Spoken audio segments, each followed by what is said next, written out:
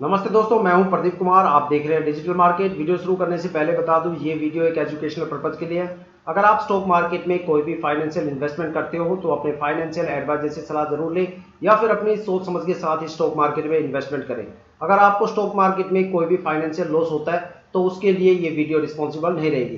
तो चलो दोस्तों, वीडियो शुरू करते हैं। आज हम बात करने वाले हैं Tata consultancy services limited stock के बारे में। टीसीएस के नाम से ये स्टॉक एनएससी और बीएसई में लिस्टेड है। 4,295 रुपए इस स्टॉक का करंट शेयर प्राइस चल रहा है। साथ में अगर फ्राइडे की परफॉर्मेंस की बात करें तो यहाँ पे 1 रुपए 15 पैसे की अच्छी खासी गिरावट हुई है।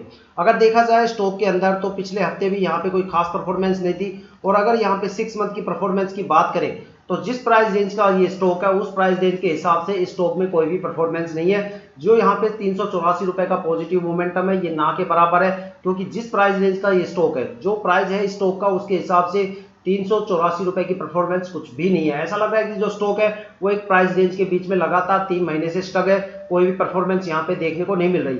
और यहाँ पे जो पिछले हफ्ते एक बड़ी गिरावट हुई है उसके पीछे भी एक सबसे बड़ा रीजन है। उस फैक्टर के बारे में भी हम बात करेंगे। और जो फैक्टर्स ये है कि भाई 3 महीने से स्टॉक में कोई खास परफॉर्मेंस क्यों नहीं है, उसके पीछे 2 सबसे बड़े फैक्टर हैं, उनके बारे में भी हम बारीकी से बात करेंगे। लेकिन इस टाइम मेरे पास 2 सबसे बड़ी पॉजिटिव अपडेट है। क्यों ना इस वीडियो को हम उन्हीं पॉजिटिव वीडियो अपडेट के साथ ही शुरू करें। जो इनमें से सबसे पहली पॉजिटिव न्यूज है वो ये है कि पहली पॉजिटिव न्यूज ये है कि डीआईआई ने फ्राइडे को एक बड़े लेवल पर बाई करके इंडियन स्टॉक मार्केट की गाइड की दिशा ही चेंज करके रख दी। डीआईआई ने इतने बड़े लेवल पे फ्राइडे को बाई किया है कि उन्होंने इंडियन स्टॉक मार्केट को, जो महंगाई का जो दौर चल रहा था लगातार 3 महीने से, उससे बिल्कुल बाहर खड़ा कर दिया। साथ में सेंसेक्स ने यहाँ पे 1350 पॉइंट का जबरदस्त उछाल देके इंडियन स्टॉक मार्केट की हिस्ट्री में अपने सारे पुराने रिकॉर्ड तोड़ के एक नया कीर्तिमान रिकॉर्ड यहाँ पे कायम कर दिया। आज और कल आप कोई भी न्यूज़पेपर उठा के चेक कर सकते हो, आपको बिजनेस पेपर्स में सिर्फ एक ही हेडलाइन आपको देखने को मिलेगी कि इंडियन स्टॉक मार्केट में सेंसेक्स ने अपने सारे पुराने रिकॉर्ड तोड़ के एक नया कीर्तिमान रिकॉर्ड बना दिया। साथ में यहाँ पे 1350 पॉइंट की जबरदस्त यहाँ पे उछाल दी है। ठीक है, आप कोई भी इंडियन स्टॉक मार्केट के 10-15 साल पुराने रिकॉर्ड उठा के चेक कर लीजिए। जब भी सेंसेक्स ने एक जबरदस्त उछाल के साथ अपना कोई नया कीर्तिमान रिकॉर्ड बनाया है तो कम से कम 80-90% स्टॉक्स के अंदर अपर सर्किट देखने को मिला ही मिला है। और इस बार भी कंडीशंस यही होने वाली है कि आपको इंडियन स्टॉक मार्केट में अगले हफ्ते से कम 80 या 90% स्टॉक्स में अपर सर्किट या पॉजिटिव मोमेंटम देखने को मिलेगा। साथ में अगर फ्राइडे की बात करें तो फ्राइडे को कम से कम 25% स्टॉक्स के अंदर अपर सर्किट लग गया। साथ में 30-35% स्टॉक ऐसे थे जो बिल्कुल अपने अपर सर्किट के नियर बाय पहुंच चुके हैं। साथ में बाकी स्टॉक्स में भी आपको जल्दी अपर सर्किट देखने को मिलेगा। दूसरी जो सबसे बड़ी अपडेट है वो ये है कि टीसीएस स्टॉक के अंदर आपको अगले हफ्ते से जबरदस्त पॉजिटिव मोमेंटम देखने को मिलेगा। हालांकि स्टॉक लगातार 3 महीने से गिरावट का सामना कर रहा था, यहाँ पे कोई परफॉर्मेंस देखने को नहीं मिल रही थी, लेकिन वो टाइम अब पूरी तरह से चला गया। अब मार्केट जो है पूरी तरह से दौड़ने के लिए तैयार है। मार्केट में जनवरी तक जबरदस्त पॉजिटिव मोमेंटम देखने को मिलेगा। आपको अपने पोर्टफोलियो में जबरदस्त लेवल की हरियाली देखने को मिलेगी। साथ में टीसीएस स्टॉक के अंदर अगले हफ्ते से आपको जबरदस्त पॉजिटिव मोमेंटम या फिर अपर सर्किट भी देखने को मिल सकता है। इस बार जो टीसीएस का यहाँ पे टारगेट होने वाला है वो 5700 रुपए के आसपास होने वाला है। आप 5400 या 5500 रुपए के ऊपर अपना स्टॉप लॉस सेट कर सकते हो। अगर फंडामेंटल की बात करें तो टीसीएस के फंडामेंटल के बारे में कुछ कह ही नहीं सकते, क्योंकि कंपनी का नाम ही काफी है, इसके फंडामेंटल काफी जबरदस्त है। 15 लाख करोड़ की इसकी मार्केट कैपिटल वैल्यू है। और अगर पी रेशियो की बात करें तो यहाँ पे 33.31 का पी रेशियो है। मतलब जो यहाँ पे प्राइस वैल्यूएशन है वो बिल्कुल पूरी तरह से एवरेज है। साथ में अगर इसकी लास्ट ईयर की परफॉर्मेंस की बात करें तो लास्ट ईयर में ये स्टॉक 3311 रुपए से चल के 4592 रुपए 25 पैसे के आसपास गया था। मतलब यहाँ पे जो इन्वेस्टर्स का पैसा है वो लगभग डबल हो ही गया। ठीक है, अब बात करते हैं कि भाई पिछले हफ्ते स्टॉक के अंदर एक जबरदस्त यहाँ पे गिरावट देखने को मिली। उस गिरावट के पीछे का सबसे बड़ा रीजन क्या है? देखो, इस गिरावट का सबसे बड़ा जो रीजन है वो है एफआईआई।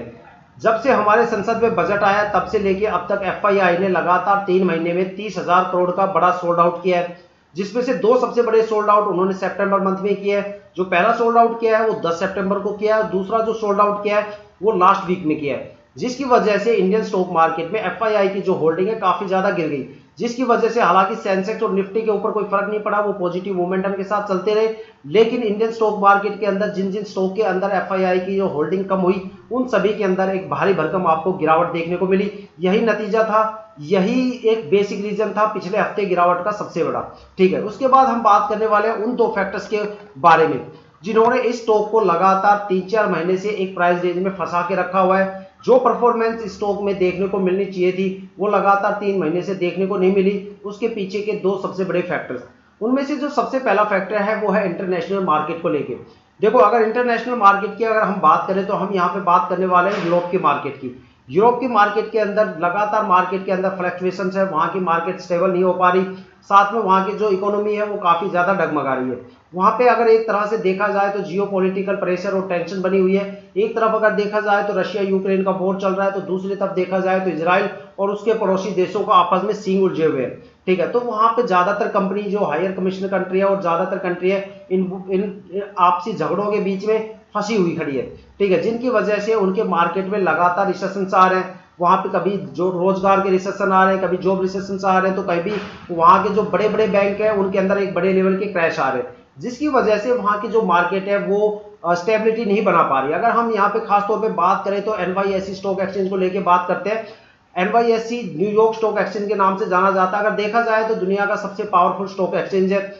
माइक्रोसॉफ्ट और गूगल जैसी बड़ी बड़ी कंपनियां वहां से ऑपरेट होती है, वो इतना पावरफुल है, वो इतना दम रखता है। अगर वहां पे 100 पॉइंट की गिरावट हो जाती है तो वो पूरे एशियन स्टॉक मार्केट को हिलाने का दम रखता है, साथ में पूरे इंडियन स्टॉक मार्केट में जबरदस्त लेवल का फ्लक्चुएशन देने का दम रखता है। अगर बात करें NYSE स्टॉक एक्सचेंज की तो उसमें लगातार पिछले 2 महीनों में 2 बार सबसे बड़े क्रैश आए। जो सबसे पहला क्रैश आया वो 5 अगस्त के आसपास आया, जब NYSE के अंदर कम से कम जॉब रिसेशन की वजह से 1000 पॉइंट की गिरावट हुई। नतीजा ये हुआ कि डॉव जोन्स, जो कि यूरोप की इंडस्ट्रीज एवरेज इंडिसेस को शो करता है, उसमें 1500 पॉइंट की गिरावट हुई। जबकि एशियन स्टॉक मार्केट के जो बड़े बड़े दिग्गज स्टॉक एक्सचेंज है, जापान के स्टॉक एक्सचेंज निक्की में 4500 पॉइंट की गिरावट हुई। साथ में जो चाइना का स्टॉक एक्सचेंज है संघाई, वहां पे 1800 पॉइंट की जबरदस्त गिरावट हुई। और इंडियन स्टॉक मार्केट में सेंसेक्स 3500 पॉइंट के साथ लुढ़क के मार्केट क्रैश हो गया। वहां पे इन्वेस्टर्स का काफी करोड़ों रुपया पानी की तरह बह गया। ठीक है, पानी की तरह बर्बाद हो गया। ठीक है, जैसे तैसे करके 15 अगस्त के बाद मार्केट ने अपने आप को रिकवर करना शुरू किया। 3 सितंबर के पास फिर से एक नया वहां पे क्रैश इंतजार कर रहा था, एक बड़ा क्रैश वहां पे हो गया। सिलिकॉन वैली बैंक, वहां का एक सिलिकॉन वैली बैंक है जिसके अंदर बड़ा क्रैश हुआ, जिसकी का सीधा असर वहां के NYSE न्यूयॉर्क स्टॉक एक्सचेंज पे देखने को मिला। वहां पे NYSE के अंदर 650 पॉइंट की गिरावट हुई और डॉव जोन्स के अंदर कम से कम 1400 पॉइंट की गिरावट हुई। नतीजा ये हुआ कि एशियन स्टॉक मार्केट फिर से फ्लक्चुएट हो गए और वहां पे एक जबरदस्त गिरावट एशियन स्टॉक मार्केट में देखी गई।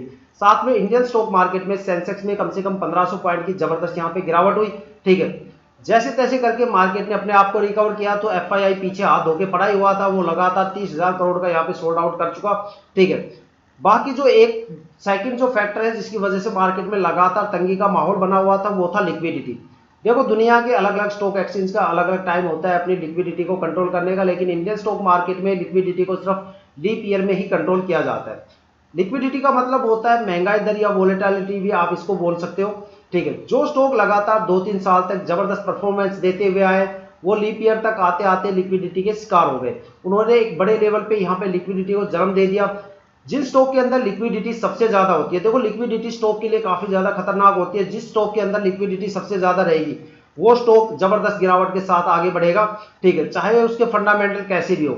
अगर वहां पे फंडामेंटल ज्यादा स्ट्रॉन्ग हुए तो स्टॉक के अंदर आपको गिरावट तो देखने को नहीं मिलेगी, लेकिन वहां आपको परफॉर्मेंस भी देखने को नहीं मिलेगी। वो एक प्राइस रेंज के बीच में स्टक होकर रह जाता है। जिस स्टॉक के अंदर आपको लिक्विडिटी ना के बराबर दिखेगी या बिल्कुल कम दिखेगी, वो स्टॉक उस टाइम वहां से मार्केट से पॉजिटिव मोमेंटम के साथ आगे निकल जाते हैं। ठीक है, यही पहचान होती है एक स्टॉक की कि वो कितनी ज्यादा आगे मार्केट में बढ़ेगा, क्योंकि उस चीज को लिक्विडिटी ही निर्धारित करती है। तो ये जो मेजर फैक्टर थे TCS, ये अब तक के जो भी मेजर फैक्टर है, साथ में अपडेट थी TCS स्टॉक को लेके। ठीक है, इसी तरह की इंफॉर्मेटिव वीडियो के साथ हमारे साथ बने रहिएगा। साथ में अगर वीडियो पे आप नए हो तो चैनल को सब्सक्राइब जरूर कीजिएगा, ताकि जो भी डीपली एनालिसिस करके हम आपके लिए वीडियो लेके आते हैं उसकी सबसे पहले नोटिफिकेशन आप तक पहुंच पाए, ताकि आप स्टॉक मार्केट से अपने आप को रूबरू रख सके, अपडेट कर सके, अपग्रेड करते रहे।